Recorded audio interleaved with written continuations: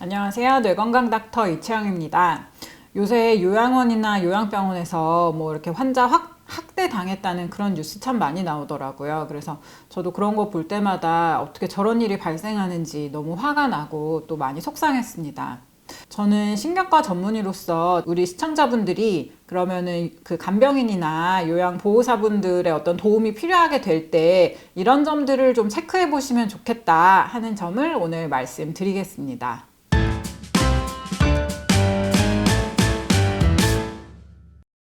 첫 번째, 환자를 좀 자주 찾아뵙고 환자 몸에 구체적으로 관심을 기울인다 말씀드리고 싶어요.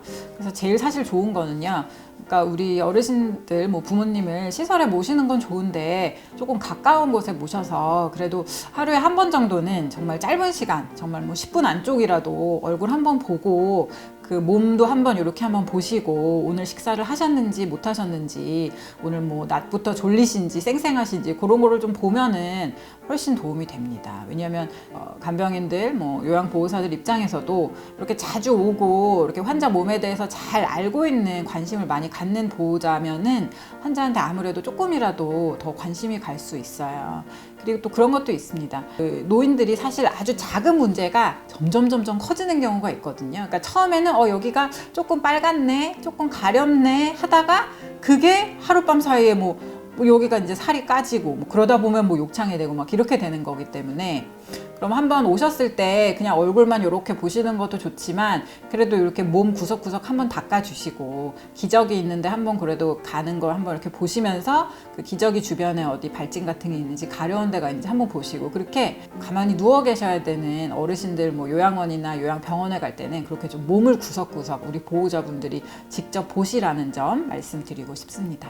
그다음에 두 번째, 다른 환자분이나 그 어떤 그 입소에 있는 어르신들을 어떻게 대하는지를 한번 살짝 보세요. 그럴 때는 그 우리 부모님이 있는 그 방 말고 예를 들어서 뭐 딴 데 살짝 왔다 갔다 하면서 뭐 옆방에 있는 어르신을 그 보호자 없을 때 거기 관계되는 분들이 어떻게 대하시는지 보면은 또 좀 많은 힌트가 됩니다. 만약에 정말 막 반말하고 막 험하게 대하고 막 큰 소리 내고 만약에 그런 것들이 좀 용인되고 뭐 조금 그렇게 해도 된다라는 어떤 시설이나 그런 데가 있다면 사실은 그런 거는 다 전반적으로 퍼져 있는 거거든요. 다른 분들한테 막대한다면 내가 없을 때 우리 부모님한테도 라는 생각을 해볼 수도 있는 거죠. 반대로 어딜 내가 살짝 봤는데 아무도 없는데도 불구하고 굉장히 잘해주신다라고 하면 여기는 그래도 그 전반적인 일하는 분위기 자체가 그 노인을 공경하고 존경하는 게 이렇게 깔려있는 시설이다. 이렇게 간접적으로 판단해 볼 수 있습니다.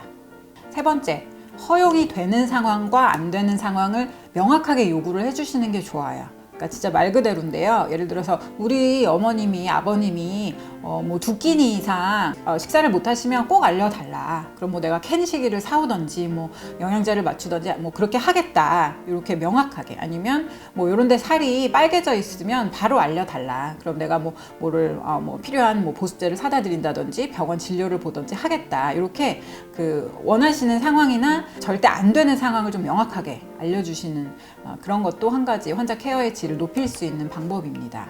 네 번째, 결국 관리자가 중요합니다. 우리 보호자분들이 제일 불안하신 게 사실 내가 없을 때 부모님을 이렇게 잘못 대하진 않을까. 내가 항상 24시간 붙어 있을 수는 없는 거니까요. 그 부분이 아마 제일 불안하실 텐데 그럼 결국 내가 없을 때 간병 행위를 이렇게 감독하실 분은 사실 그 뭐 책임자겠죠. 뭐 병원이 됐건 뭐 요양원이 됐건 뭐 요양센터가 됐건 그렇기 때문에 결국은 관리자의 마인드가 그 전체적인 간병의 행위에 영향을 다 주게 돼요. 그래서 그러니까 예를 들자면 이런 거죠. 아주 큰 문제는 아니지만 뭐 어떤 자그마한 뭐 넘어갈 수 있는 어떤 문제가 생겼을 때 그런 문제에 대해서 관리자가 잘 알고 있는지 그다음에 그런 것들을 잘 대응을 하고 이런 식으로 개선이 되기 위해서 적극적으로 노력을 하는 모습을 보이는지를 좀 잘 보셔야 돼요. 왜냐하면 결국은 관리자 마인드를 따라가게 돼 있는 거거든요. 그 관리자는 뭐 병동의 뭐 수간호사 선생님일 수도 있고 아니면 뭐 요양원 원장님일 수도 있고 그 상황에 따라서 다양합니다. 그래서 아까 말씀드렸지만 뭐 이런 일이 생겼냐, 이런 문제가 있었다, 우리가 빨리 이런 식으로 대처를 해서 이런 식으로 좋아질 수 있게 하겠다라고 대처를 하는 그런 관리자라면 좀 믿어보셔도 좋을 것 같습니다. 그 다음은요, 뭐 어떤 문제가 생겼을 때 주변 의원이나 병원으로 좀 자주자주 가보시라는 말씀을 좀 드리고 싶어요. 왜냐면 보호자들 입장에서는 이런 문제가 생겼을 때 이게 진짜 요양원이나 요양병원에서 잘못한 건지 아니면 뭐 그 질병이나 연세 때문에 자연스럽게 생길 수도 있는 문제인지 조금 구별하시기가 어려울 것 같아요. 그러니까 일례로 말하자면 이런 거죠.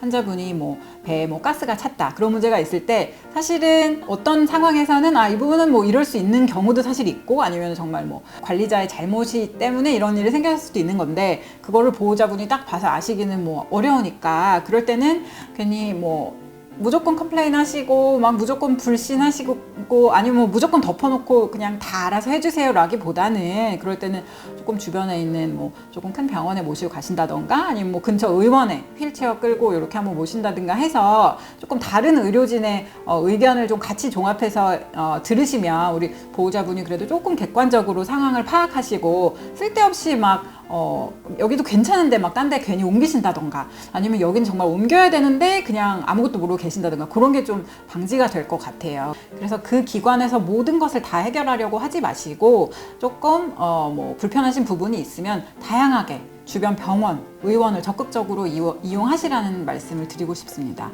보호자 스스로가 환자분을 존중하는 모습을 보여주실 필요가 있어요. 그러니까 사실은 이렇게 병원에서 환자분이랑 보호자분 이렇게 계시는 걸 보면 어떤 분들은 이제 정말 집에서부터 정말 존중하고 그런 어떤 사랑과 배려의 관계가 있었던 분이었구나라는 느낌이 드는 분도 있고, 사실은 조금 그렇지 않은 분들도 있어요. 근데요, 일단은 어떤 시설에 우리 부모님을 모시셨다면 그 면회하시는 시간이 사실 아주 길지는 않잖아요. 그러니까 그 시간만이라도 우리 부모님을 정말 왕처럼 이렇게 아주 존중하시고 정말 배려하시고 그런 모습을 일부러라도 보여주실 필요가 있어요. 왜냐하면 그런 것들이 사실은 무언의 압박이 됩니다. 그래서 우리 부모님 이렇게 귀한 분이니까 잘 대해주세요를 말로 하시는 것도 좋지만 행동으로 보여주시는 것도 중요하다고 생각합니다. 오늘도 함께 해주셔서 감사합니다.